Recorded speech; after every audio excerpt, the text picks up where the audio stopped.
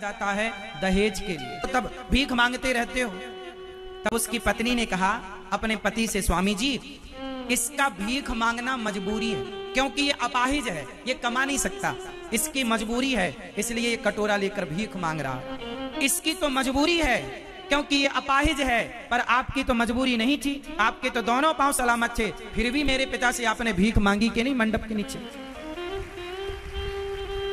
अब आप ही बताओ, जो लोग मंदिर के बाहर बैठकर भीख मांगते हैं, यदि वो भिखारी हैं, तो जो दहेज मांगते हैं वो कौन है? बोलो। जो मंदिर के बाहर भीख मांगते हैं उन्हें भिखारी कहते हैं, और जो दहेज मांगते हैं उन्हें भिख मंगा कहते हैं। उन्हें क्या कहते हैं? भिख मंगा। मांगना तो दोनों ही हुआ ना, भिखारी अपने स्तर से मांगता है, अपने स्तर से मांगते हैं। इसलिए मैं आप लोगों से प्रार्थना करूं, आप अपने बच्चों को इतना योग्य बनाना कि उन्हें किसी के सामने मांगना ना पड़े। गाड़ी दे दो, गाड़ी का शौक है तो अपनी कमाई से लो ना। ससुर की गाड़ी पर चलते हो तो जमाना यही कहेगा ड्राइवर हो, गाड़ी तो ससुर की, केवल ड्राइवर हो। अरे तुम्हारे रगों में खून है तो अपने बल से लो ना। अपने बल की कमाई की गाड़ी पर अपनी पत्नी को बिठाओ, ससुर की गाड़ी में घूम रहे हो, शर्म नहीं आती?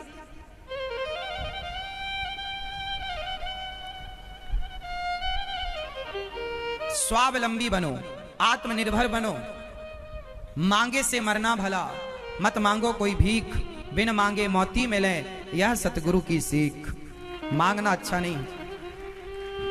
तो आज से कितने लोग दहेज नहीं मांगेंगे? अच्छी लड़की लो, अच्छी लड़की से रिश्ता रखो, अच्छे कुटुंब खानदान से रिश्ता रखो, मांगो मत, वो देगा अपनी सामर्थ्य जो होगी। पैसा के दहेज का पैसा चलता कितने दिन है? गुजारा उस लड़की के संग होना, उस लड़के के संग होना, दहेज के संग नहीं होगा। दहेज के सामान भी साल 2 साल 5 साल में सब खराब हो जाता है। इसलिए क्यों अपना सम्मान घटाना?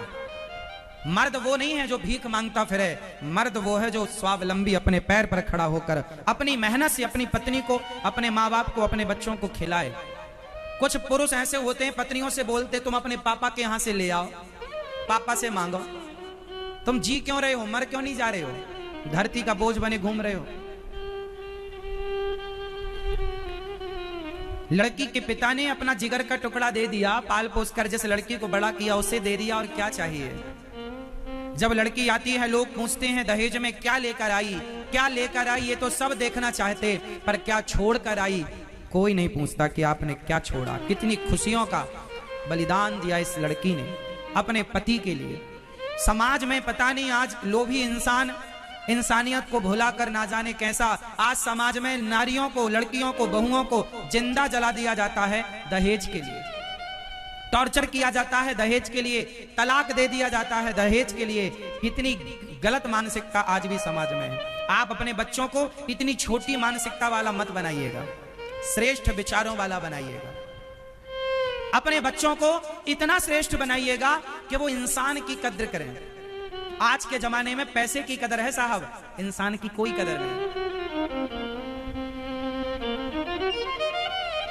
किसी भी फील्ड में आप देख लो,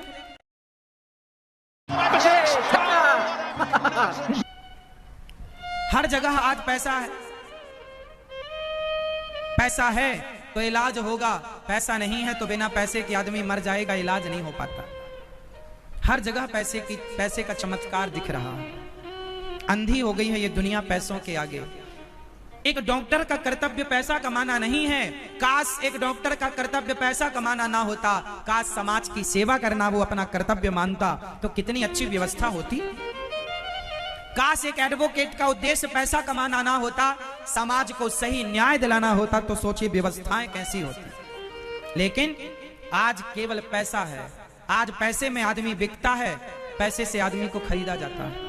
प्रभु तेरी माया, तेरा खेल कैसा, जमाने को पागल बना दिए पैसा, यही तो माया है साहब। सत्य, दया, धर्म को भूलकर आदमी पैसे के पीछे भाग रहा, और जिस पैसे के पीछे भाग रहा वो पैसा जब मरेगा तो सब कुछ यहीं रह जाएगा। सबको पता है,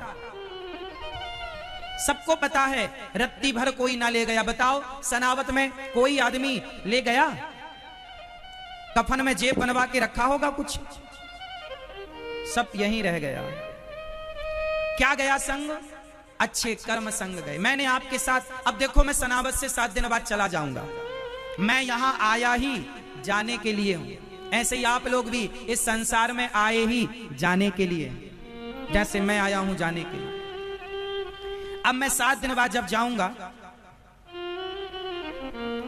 जब मैं 7 दिन बाद जाऊंगा तो मेरे जाने के बाद मेरे द्वारा यहां की गई अच्छाई या बुराई रह जाएगी। मैं तो चला जाऊंगा, पर मेरे जाने के बाद मेरे द्वारा की गई अच्छाई या फिर बुराई वो यहां रह जाएगी। उसी तरह आप और हम सब चले जाएंगे, लेकिन आपके द्वारा की गई अच्छाई भी रह जाएगी और बुराई भी रह जाएगी। अब ये आपको देखना है कि आपको अच्छाई छोड़कर जाना है। रावण चला गया, भगवान राम भी लीला पूरी करके चले गए, दोनों गए, लेकिन एक की बुराई रह गई, एक की अच्छाई रह गई। अब आपको भी जाना है, देख लो कि क्या छोड़कर जाओगे। अपने बच्चों के लिए क्या प्रेरणा बनकर जाओगे। स्वामी विवेकानंद चले गए, पर कितना बढ़िया मैसेज छोड़कर गए। झांसी की रानी मर गई, चली गई, लेकिन जाने के बाद भी समाज को कितना बढ़िया मैसेज, कितनी बढ़िया प्रेरणा देकर गई। महाराणा प्रताप, वीर शिवाजी, सब महापुरुष आए और सब चले गए। कौन बचा? कौन बचा है? आप में से, हम में से कौन रहेगा? पर जाने के बाद जमाना आपको अच्छा कहे। हरिश्चंद्र चले गए, लेकिन आज तक दुनिया उन्हें सत्यवादी कहती है। कर्ण चले गए, आज तक दुनिया उन्हें दानवीर कहती है। आपके गांव में, आपके शहर में भी कुछ लोग ऐसे होंगे जो 10 साल पहले मर चुके होंगे, पर उनके नाम की दुहाई आज तक कुछ लोग देते हैं, देखो ऐसे थे वो। तो क्या याद की जाती है? उनके द्वारा की गई अच्छाई।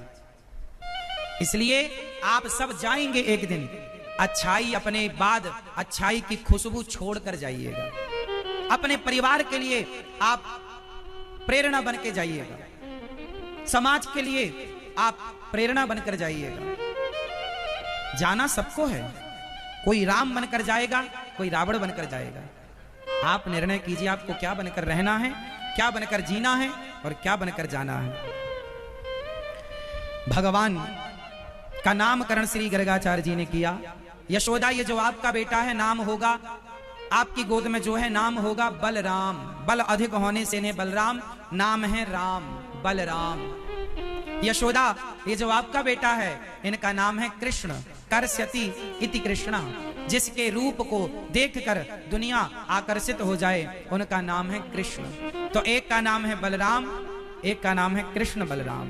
बोलिए कृष्ण कन्हैया लाल की। तो कृष्ण बलराम नाम रखा। मैया बोली, बाबा या को नाम हम कनुआ रख सकें का? हाँ हाँ बाबा, कनुआ। मैया बोले, कनुआ कलुआ बलुआ रख लें।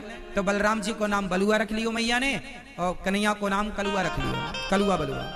अब मैया तो मैया है, माँ अपने बच्चों का लाड़ का नाम अलग रख लेती है। तो भगवान भी नाम रख लिए, भगवान का नाम मैया रख के और बुलाती, अरे कन्हैया।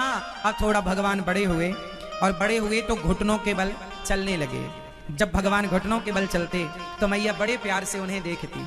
कभी भगवान अब थोड़ा थोड़ा खंबा पकड़कर, दीवार पकड़ के भगवान खड़े होना सीख रहे हैं। भगवान श्री कृष्ण के गले में सुंदर मोतियों की माला मैया पहनाए, कानों में सुंदर से मोतियों के कुंडल पहनाए, और माथे पर मोर पंख लगाकर मैया, और हाथ में शंकर जी बांसुरी देकर गए थे कन्हैया को, वो बांसुरी पकड़ाती है मैया। और कन्हैया बड़े प्यार से अब घुटनों के बल चलते हैं। कभी बाबा की गोद में जाते, कभी मैया की गोद में आते। यहाँ बलराम जी खड़े होने लगे और कन्हैया बलराम जी को पकड़ पकड़ कर चलने लगे, क्योंकि बलराम जी बड़े हैं, कन्हैया छोटे हैं। थोड़ा बड़े हुए भगवान, तो घर में जो बछड़े आते, गायों का जो बछड़ा, गायों के जो बछड़े आते, उन बछड़ों को भगवान देखते, और बछड़ों की पूंछ पकड़ पकड़ करके भगवान चलते, बछड़ों के दांत गिनते भगवान, बछड़ों के संग खेला करते। भगवान का बचपन बछड़ों को खेलने, बछड़ों के संग, बछियों के संग, गायों के संग खेलने में गुजरा है। और भगवान ने सुंदर सी गायों की सेवा करने की प्रेरणा, गायों के संवर्धन की प्रेरणा भगवान ने समाज को दी है।